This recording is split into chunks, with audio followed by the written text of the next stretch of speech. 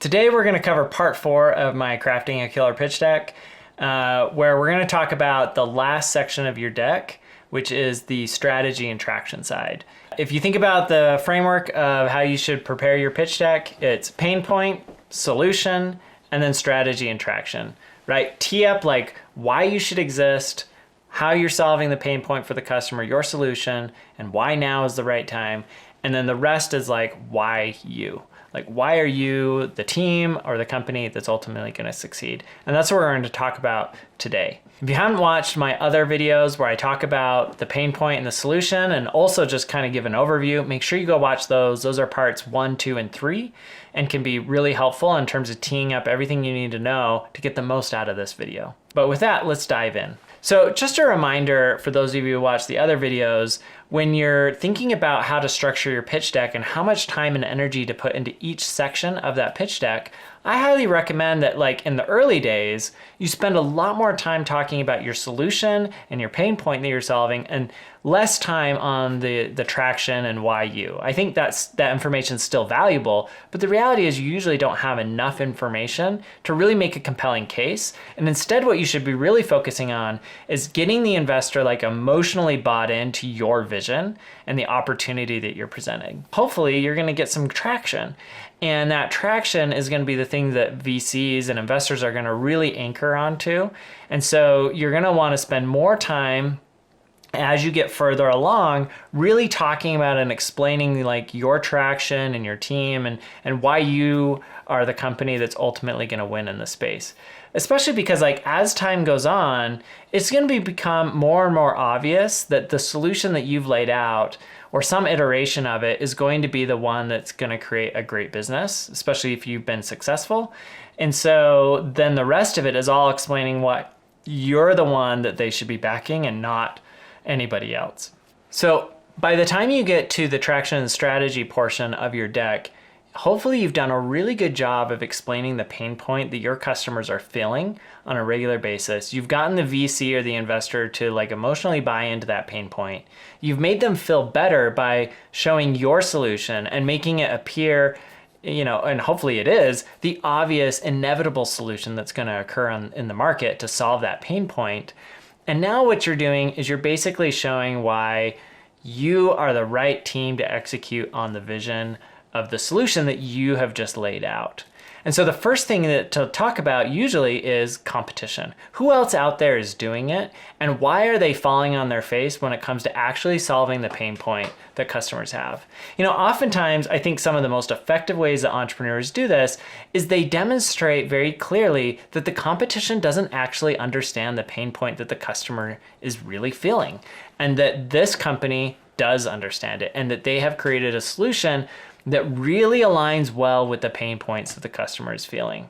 And so that's one way that you can easily dismantle in a presentation your competitors by basically showing like, hey, look, they're trying real hard and we respect them, but frankly, they're just missing some key things that really matter for our core customer.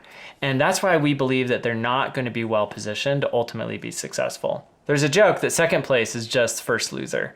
It's a great comedy skit if you haven't seen it by Jerry Seinfeld where he dives into this. But in venture capital, that's especially the truth because usually these markets are like winner take all markets. And so the number one player, like all the returns and all the value typically accrues to that number one winner in a market. And number two is usually like a far distant second place. And then number 3 is like even further out. I mean, in VC, like I've heard it said that, you know, the winner generates 10x, second place generates like 2x, everybody else gets their money back or loses money, right? And so you really want to be investing in that winner. And as a VC and as an entrepreneur, you want to demonstrate why you have what it takes to be the number one winner, which means when you're lining up your competition, you want to be able to like point out why and how the competitors aren't going to be able to keep up with you.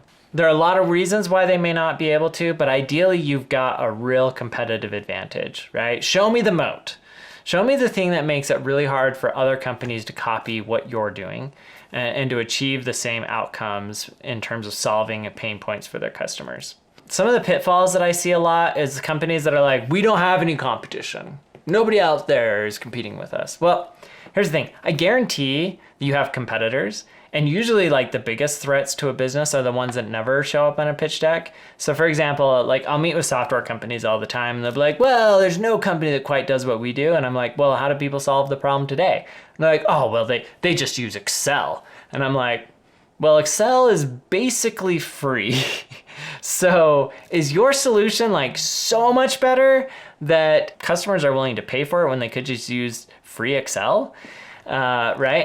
And sometimes that trips up entrepreneurs. They're like, well, hum and ha, and like, we're so much better because their user experience is so much better. And it's like, I don't know, like Excel is a really powerful tool. And, if the alternative is paying tens of thousands of dollars a year for something that I could just use for free in Excel, like I'm probably just going to keep using Excel, right? Because it solves that pain point. So usually the status quo is a bigger threat than companies give it credit for. But if you're smart, you will have already brought in the status quo and explained it in your pain point and why it doesn't actually solve the problem. The other thing is like they don't understand the competition, like they haven't done their research. Like the worst is if I know a competitor that they don't know and I think the competitor actually understands their customer better than they do, that's like really bad. So be able to like know who your competition is, and the more you can preempt and say, oh no, like here's our competitors, here's where they're great, but here's where they fall on their face in comparison to us, can be really effective.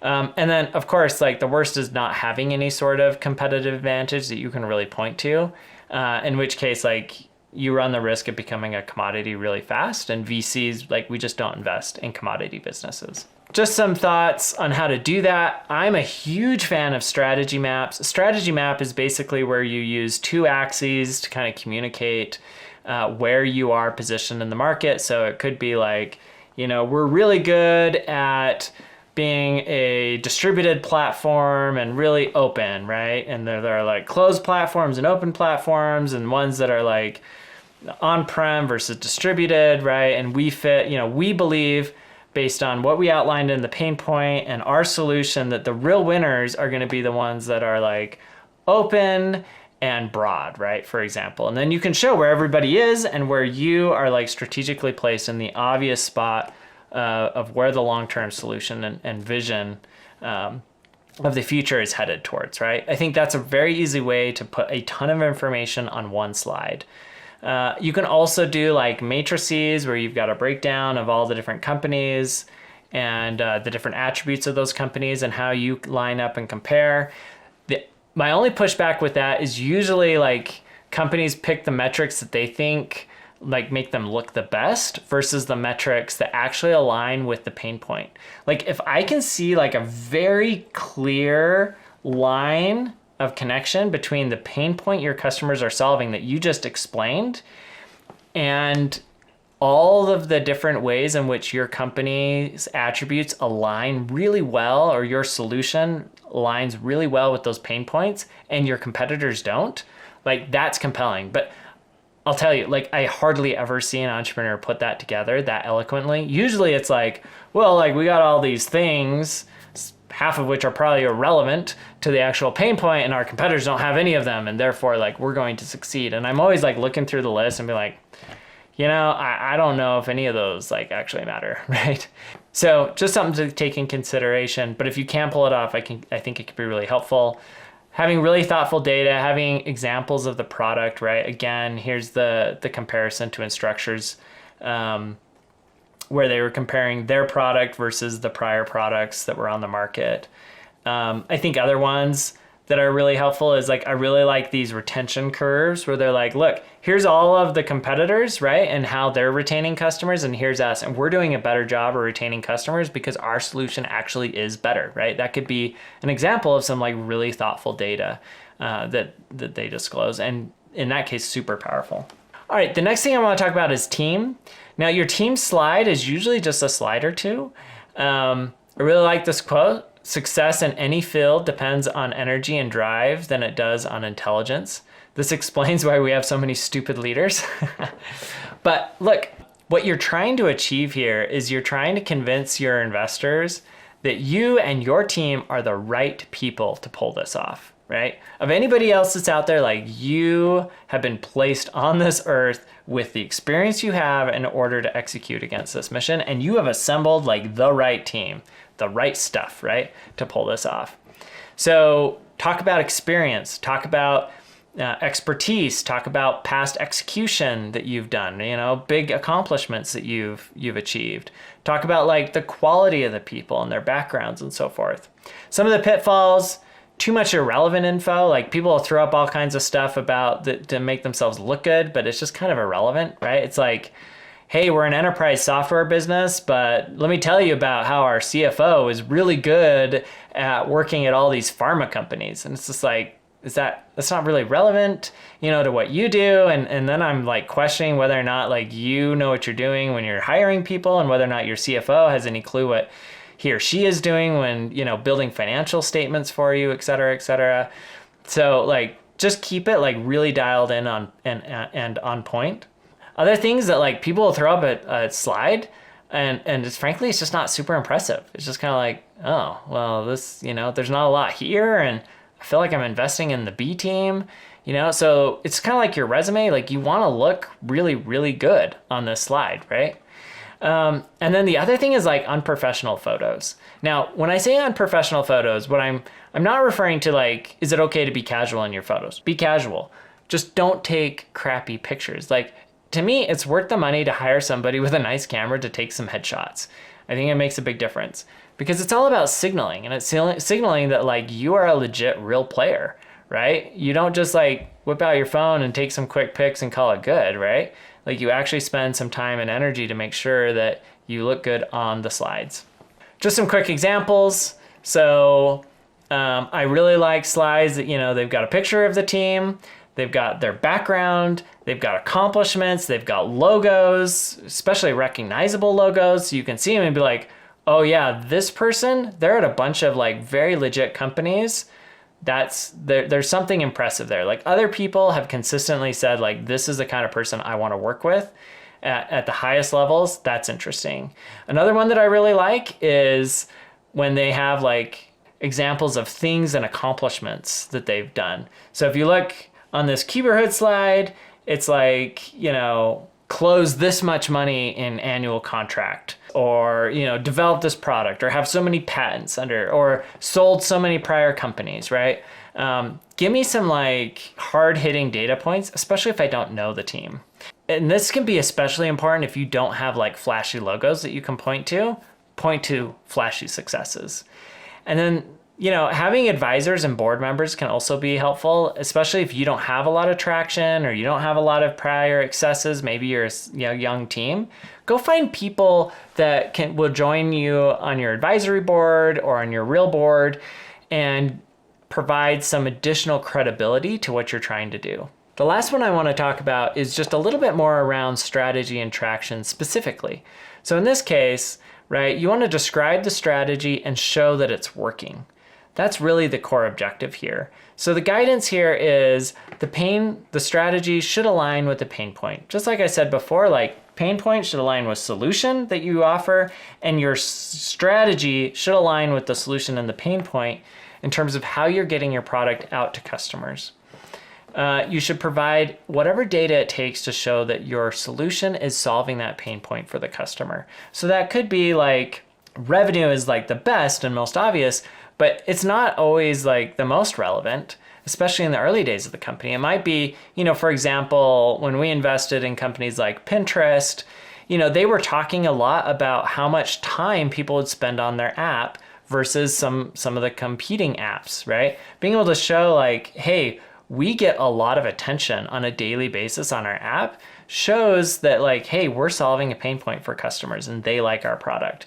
Could be like, daily active users, monthly active users, or ratio of daily to monthly active users on your platform. It could be, number of times that customers upgrade to a subsequent product, or how they're expanding to more and more users within the organization. Whatever it might be, like show that like, hey, our strategy is working. Like maybe we have a land and expand strategy. Like we land with one group within the company and then we aggressively expand out to others, and then show data that shows like, yes, in the last 10 customers we signed up, we started with this group and those contracts have expanded. Boom, boom, boom, boom, boom. That sort of thing can be really powerful, especially when you're trying to then, on the subsequent slides, talk about your forecast and your financial projections, because you're really teeing up evidence for why your forecasts are realistic. Just some pitfalls, people including too many assumptions, right, of what things will be like in the future, or they don't have data, or it's incorrect data, or it's not relevant data. Just some examples of what that looks like in slides.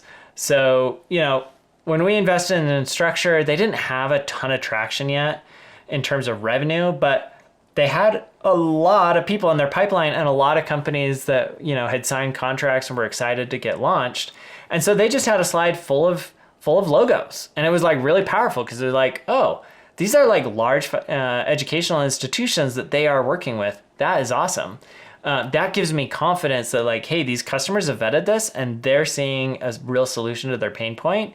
That's interesting, right? Examples where they're like, hey, look at our daily active users. Look at how that's growing over time. Or, hey, our go-to-market is like we provide a free solution and then people move into a paid solution. And here's the data to show how that's trending so far and how it's already working and how we extrapolate how it will look over time.